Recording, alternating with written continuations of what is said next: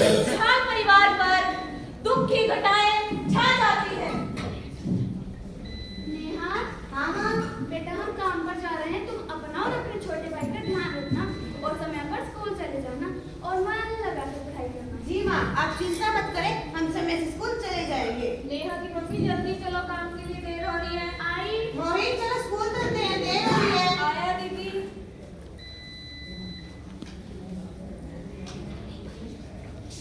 जल्दी चलो, आपको बहुत देर चल रहे हो। चीज बड़ी है, मस्त मस्त तू चीज बड़ी है। बदतमीज, अकल नहीं तुम्हें? ज्यादा घमंड है ना तुझे तेरी खूबसूरती पर? तुझे कब देख लेंगे।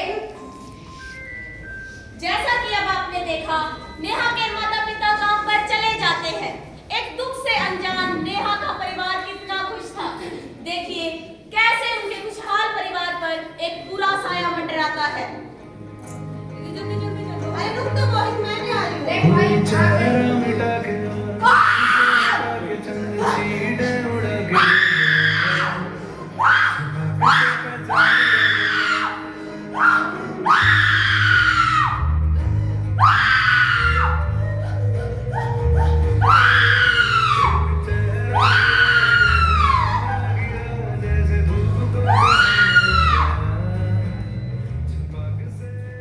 क्या एक थप्पड़ मारने की सजा इतनी बुरी हो सकती है? क्या हमारा समाज सिर्फ इतना ही है? क्या एक लड़की अपनी इज्जत बचाने के लिए एक थप्पड़ तक नहीं मार सकती? क्या नेहा का पूरा चेहरा जला दिया? क्या नेहा अब इस अपने जख्म से उभर पाएगी? देखिए। सुनिए जी, हमें हमारी बेटी को समझाना ही होगा कि जीवन में कितनी भी मुसीबतें आए, हमें उनका डट कर सामना करना चाहिए, उनसे भागना नहीं चाहिए। हाँ, तुम सही कह रही हो। चलो नेहा बेटा। नेहा बेटा, तुम कब तक ऐसे घुट घुट कर जियोगी? माँ मेरी क्या गलती थी कि उन्होंने मेरी ऐसी हालत कर दी? माँ मैंने तो सिर्फ एक थप्पड़ ही मारा था, क्योंकि उन्होंने मेरे साथ बदतमीजी की थी। माँ बेटा, उन्होंने तुम्हारा चेहरा जलाया है, लेकिन वो तुम्हारे सपने नहीं जला सकते। हाँ बेटा, दिखा दो इस दुनिया को कि तुम भी कुछ कर सकती हो। हाँ बेटा। हाँ माँ मैं मेरे सपने पूरे करूंगी और कुछ बन के दिखाऊंगी। माँ मैं कुछ बन के दिखाऊंगी। माँ ज्यादा घमंड था ना उसे अपनी खूबसूरती पर, अभी तो चेहरा ही जुना है। उसने भरे बाजार में थप्पड़ मार के मेरी बेइज्जती की थी ना। अब बता दे भाई उसे बेइज्जती होती क्या है? देख भाई आ गई। मुझे माफ कर दो, तुम्हारी गलती का एहसास हो गया है। चले जाओ यहाँ से। माफ भी कर दो अब। भाई ऐसी मारी मैं तेरी इसको। चल गई।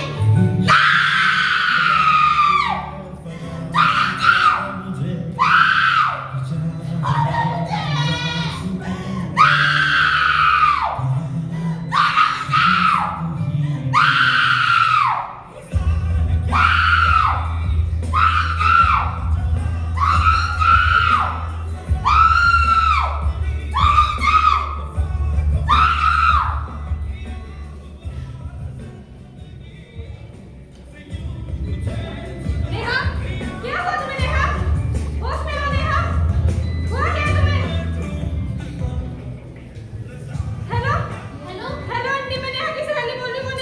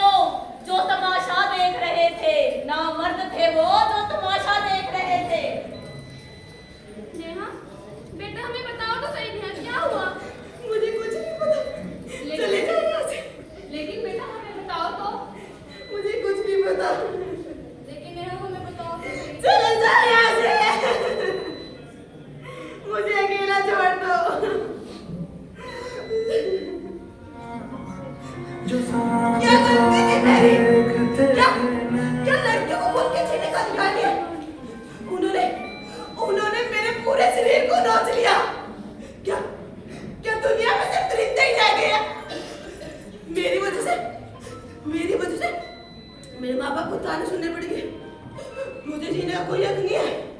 मुझे जीने का कोई हक नहीं है। मुझे जीने का कोई हक नहीं। मुझे नहीं जीना। नहीं जीना मुझे। नहीं, तो क्या कर रही हो? माँ मुझे मर जाने दो माँ। ये तुम क्या कर रही थी? माँ मुझे नहीं जीना माँ।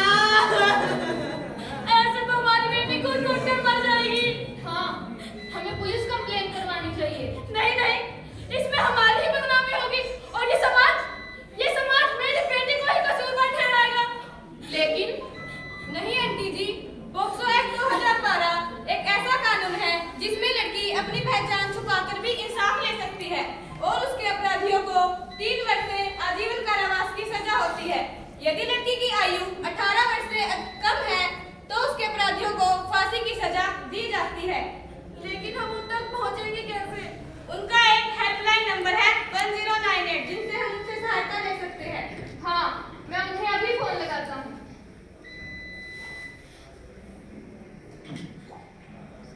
हेलो, हेलो, मैं चाइल्ड हेल्पलाइन की तरफ से बोल रही हूँ। मैं आपकी क्या सहायता कर सकती हूँ? जी, वो मेरी बेटी के साथ किसी ने जी मुझे दीजिए।